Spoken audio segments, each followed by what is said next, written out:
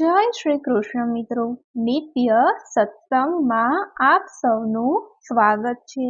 આજે આપણે સાંભળીશું ભગવાન ધર્મરાજાના વ્રતની વિધિ, કથા તથા મહાત્મય। જો આ વિડીયો તમને પસંદ પડે તો લાઈક અને શેર કરી ચેનલને સબસ્ક્રાઇબ જરૂરથી કરજો। ધર્મરાજાના વ્રતની વિધિ આ પ્રમાણે છે। આ વ્રત 6 મહિનાનું હોય છે અને ઉત્તરાયણના દિવસથી શરૂ કરવામાં આવે છે। પ્રાતઃકાળે વહેલા ઉઠી સ્નાન કરી શુદ્ધ થઈ પાટલા ઉપર ધર્મરાજાના નામનો ઘીનો દીવો કરવો, હાથમાં ચોખા કે જુવાર લઈ વાર્તા સાંભળવી। વાર્તા સાંભળતા સમયે હે ધર્મરાજ એમ મનમાં બોલવું। 6 માસે વ્રતનું ઉજવણું કરવું। એ વખતે વાંસનો ટોપલો લેવો, તેમાં 1.25 શેર મોતી, 1.25 શેર જુવાર, લાલ કપડાનો કટકો, 1 જોડી કપડા, છત્રી, ફાનસ, ચંપલ, 1.25 શેરની નૌકા, નિસરણી અને ધર્મરાજાના પ્રતીક સોના રૂપાની 2 મૂર્તિ, આ બધું મૂકી સુપાત્ર બ્રાહ્મણને દાનમાં આપવું। જો આટલી બધી વસ્તુ ના આપી શકાય તો યથાશક્તિ દાન કરવું। પછી 1.25 શેર ઘઉંનો લોટ લઈ તેની સુખડી બનાવવી, તેના 4 ભાગ કરવા। 1 ભાગ રમતા બાળકને આપવો, બીજો ભાગ ગાયના ગોવાળને, ત્રીજો ભાગ ફરતા પંડિતને અને ચોથો ભાગ વ્રત કરનારે ખાવો। આમ આ રીતે વ્રતનું ઉજવણું થાય છે। આ વ્રત કરનારને જગતમાં કીર્તિ પ્રાપ્ત થાય છે। ભગવાન ધર્મરાજ તેમની બધી મનોકામનાઓ પૂર્ણ કરે છે। એટલું જ નહીં પણ મૃત્યુ પછી મળતી યાતનાઓમાંથી પણ મુક્તિ મળે છે। મૃત્યુ પછી વેતરાણી પાર કરવામાં આ વ્રત સહાયરૂપ થાય છે। મિત્રો, આ હતું વ્રતનું મહાત્મય તથા વ્રતની વિધિ। હવે આપણે વ્રતની કથા સાંભળીએ। ત્યાગપુર નામે એક નગરમાં ગરીબદાસ નામે એક અત્યંત ગરીબ બ્રાહ્મણ પત્ની અને 3 સંતાન સાથે રહેતો હતો। 2 પુત્ર હતા અને 1 બાળ વિધવા દીકરી હતી। ઘરમાં ચારેય ખૂણે ગરીબાઈ વ્યાપી ગઈ હતી, તો પણ બ્રાહ્મણ નિયમ વ્રતથી જીવતો। રોજ એક અતિથિને જમાડ્યા વગર અન્નનો દાણો મોંમાં ન મૂકતો, એવી એને ટેવ લીધી હતી। જો કોઈ અતિથિ ન મળે તો ચકલાને ચણ અને ગાયોને ઘાસ નાખી પછી જ જમવું, એવી ટેવ હતી। બાપની ગરીબીથી ગળે આવીને દીકરાઓ જુવાન થયા, કમાવા માટે પરદેશ ગયા। ઘરમાં બ્રાહ્મણી અને વિધવા દીકરી રહ્યા। એવામાં ચોમાસું આવ્યું। પ્રભુને આ ગરીબ બ્રાહ્મણની કસોટી કરવાનું મન થયું હોય એમ બારે મેઘ ખાંગા થઈને તૂટી પડ્યા। ચારે બાજુ જળબંબાકાર થઈ ગયો। ભયંકર વરસાદમાં લોકો બહાર પગ દે ખરા? આવા વરસાદમાં આંગણે અતિથિ આવવાની વાત તો દૂર રહી, ચકલુંય ફરકતું ન હતું। 4 દિવસ થઈ ગયા। બ્રાહ્મણી અને એની દીકરી 4 દિવસ સુધી અન્ન લીધા વગર બેસી રહ્યા, પણ સર્જનહાર પર જરાકે શ્રદ્ધા ઓછી ન થઈ। કસોટી કંચનની થાય, કથિરની નહીં। ભક્તના આખા કુટુંબને ભૂખ્યું તરસ્યું જોઈ ભગવાનથી ન રહેવાયું। ભગવાન વિષ્ણુ અને દેવી લક્ષ્મી હંસ અને હંસલીનું રૂપ ધારણ કરી ઉડતા બ્રાહ્મણના આંગણે આવ્યા। હંસ અને હંસલીને આંગણે આવીને જોઈ ત્રણેય આનંદમાં આવી ગયા। ઘરમાં જઈ ચારના દાણા લાવી આંગણામાં વેર્યા, પણ હંસ હંસલી તો દાણા સામું નજરે કરતા નથી। ત્રણેય નિરાશ થઈ ગયા। બ્રાહ્મણ પુત્રી હાથ જોડીને હંસ હંસલીને વિનવવા લાગી, ત્યારે હંસને વાચા ફૂટી, હે બ્રાહ્મણ પુત્રી, અમે તો માનસરોવરના રાજહંસ, શિર અને નીરને જુદા કરનારા, અમને તો સાચા મોતીનો ચારો જોઈએ। આ સાંભળી ત્રણેય મૂંઝાયા। ઘરમાં એક ટંક ખાવાના પણ સાસા હતા, ત્યાં સાચા મોતી લાવવા ક્યાંથી? છતાં ગરીબદાસ હિંમત કરીને ઉઘાડા પગે નગરના ઝવેરી પાસે ગયો અને સવાશેર સાચા મોતી માંગ્યા. ઝવેરીના વિસ્મયનો પાર ન રહ્યો. આ ગરીબ બ્રાહ્મણ 7 ભવે મોતી પાછા આપી શકવાનો ન હતો. એની ઝવેરીને ખાતરી હતી, પણ બ્રાહ્મણની ધર્મપરાયણતા, નીતિ નિયમ પર વિશ્વાસ રાખીને એણે સવાશેર સાચા મોતી તોલી દીધા. મોતી લઈને બ્રાહ્મણ ઘેર આવ્યો. આંગણે સાચા મોતી વેર્યા. હંસલી મોતીનો ચારો ચરીને ઉડી ગયા. 4 દિવસના ઉપવાસ છૂટ્યા, પારણા કર્યા.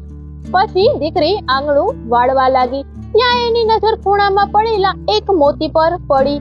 એને મોતી લઈને તુલસી ક્યારામાં મૂકી દીધું. બીજા દિવસે સવારે બ્રાહ્મણી તુલસી ક્યારામાં પાણી રેડવા આવી તો તુલસીની ડાળે સાચા મોતીની સેર લટકતી જોઈ. એણે તરત બ્રાહ્મણને વાત કરી. ત્રણેય રાજી થઈ ગયા. બ્રાહ્મણ સવાશેર મોતી વીણીને ઝવેરીને પાછા આપી આવ્યો. ઝવેરી તો આવા પાણીદાર મોતી જોઈને ચક થઈ ગયો. એ મોતીમાંથી પોતાની દીકરી માટે હાર બનાવ્યો. દીકરીએ હાર પહેરીને રાજાની કુંવરીની સાથે રમવા ગઈ તો રાજાની કુંવરીએ પણ આવા હારની હઠ કરી. તેથી રાજાએ ઝવેરીને બોલાવ્યો. આવો જ હાર બનાવવા કહ્યું. ઝવેરી બોલ્યો કે આવા મોતી તો બ્રાહ્મણની પાસે છે, મારી પાસે નથી. રાજાને તપાસ કરાવતા જાણ થઈ કે બ્રાહ્મણના આંગણામાં એક તુલસી ક્યારામાં ડાળે સાચા મોતીની સેરો આવે છે. રાજાને લાલચ જાગી. એ સૈનિકોને સાથે લઈ બ્રાહ્મણના ઘેર ગયો અને આખો તુલસી ક્યારો ઉપાડી લેવા જેવા હાથ લગાવ્યા એવા જ એના હાથ ચોટી ગયા. આ જોઈ રાજપંડિત બોલ્યા, હે રાજન, આ બ્રાહ્મણના ઘરનો તુલસી ક્યારો છે. એની ભક્તિના પ્રતાપે જ સાચા મોતી પાકે છે. એની માફી માંગો તો જ તમારા હાથ છૂટશે. રાજાએ બ્રાહ્મણની માફી માંગી તો એના હાથ છૂટ્યા. બ્રાહ્મણી અને વિધવા પુત્રી સુખેથી રહેવા લાગ્યા. અન્નદાન કરતા, દાન પુણ્ય કરતા. થોડા વર્ષો પછી પરદેશ કમાવા ગયેલા પુત્રો પાછા આવ્યા. બ્રાહ્મણે બંને પુત્રોને પોતાની બહેનને માલ મિલકતમાં 3જો ભાગ આપવાની સૂચના આપી. એ પછી થોડા દિવસે બ્રાહ્મણી પરલોક સિધાવ્યા. બંને પુત્રો ધામધૂમથી પરણ્યા. વહુઓ સાથે રંગરાંગમાં મા બાપની ટેક વિસરાઈ ગઈ. પણ પુત્રી અતિથિને જમાડ્યા પછી જમતી. વહુઓની કાન ભંભેણીથી ભાઈઓએ બહેનને 3જો ભાગ આપવાનું બંધ કર્યું અને એને જુદી કાઢી. થોડા સમયે બહેન ગુજરી ગઈ. એના મૃત્યુના સમાચાર સાંભળી ભાઈ ભાભી દેખાવ ખાતર રડ્યા અને બહેનને અંતિમ સંસ્કાર માટે સ્મશાન લઈ ગયા. બહેનનો આત્મા ઘણો પુણ્યશાળી હતો. ગાયના દાનના પ્રતાપે એ પલકારે વેતરણી તરી ગઈ. જોડાના દાનના પ્રતાપે કાંટાળા વન પાર કર્યા. છત્રીના દાને વરસતી લૂથી બચાવી. અન્નદાનના પ્રતાપે ભૂખ દુઃખ ન વેઠવા પડ્યા. વસ્ત્રદાનના પ્રતાપે લોખંડના ધગધગતા થાંભલાથી બચી. આમ સર્વ વિઘ્નો ઓળંગી ધર્મરાજાના દરબારમાં પહોંચી. ત્યારે ધર્મરાજા કહેવા લાગ્યા, દીકરી, તે અઢળક પુણ્ય સંચિત કર્યું છે, પણ તે મારું વ્રત કર્યું નથી. તેથી તારે પૃથ્વી પર પાછા જવું પડશે. હે ધર્મરાજ, તમારા વ્રતની વિધિ મને કહો. મારું વ્રત 6 મહિનાનું છે. ઉત્તરાયણના દિવસે વ્રત શરૂ કરવું. સ્નાન કરી શુદ્ધ થઈ પાટલા પર મારા નામનો ઘીનો દીવો કરવો. હાથમાં ચોખા લઈ મારું સ્મરણ કરતા કરતા વાર્તા સાંભળવી.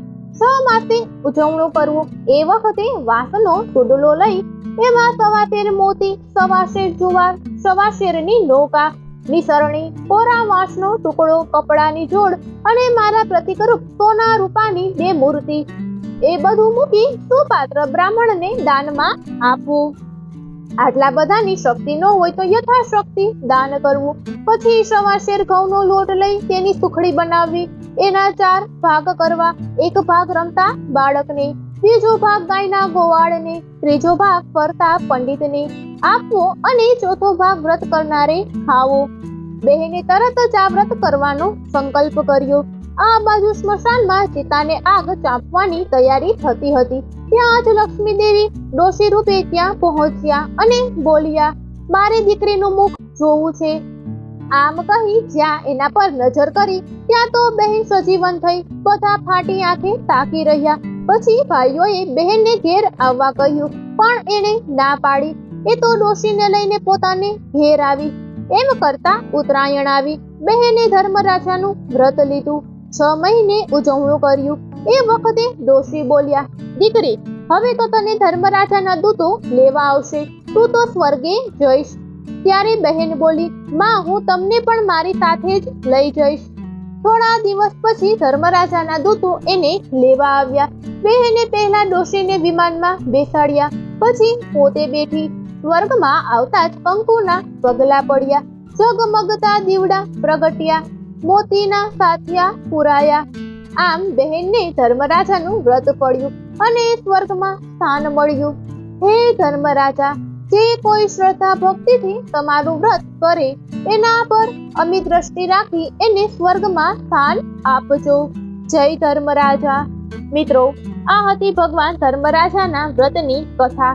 જો આ માહિતી તમને પસંદ પડી હોય તો વિડીયોને લાઈક અને શેર કરી ચેનલને સબસ્ક્રાઇબ જરૂરથી કરજો. જય શ્રી કૃષ્ણ.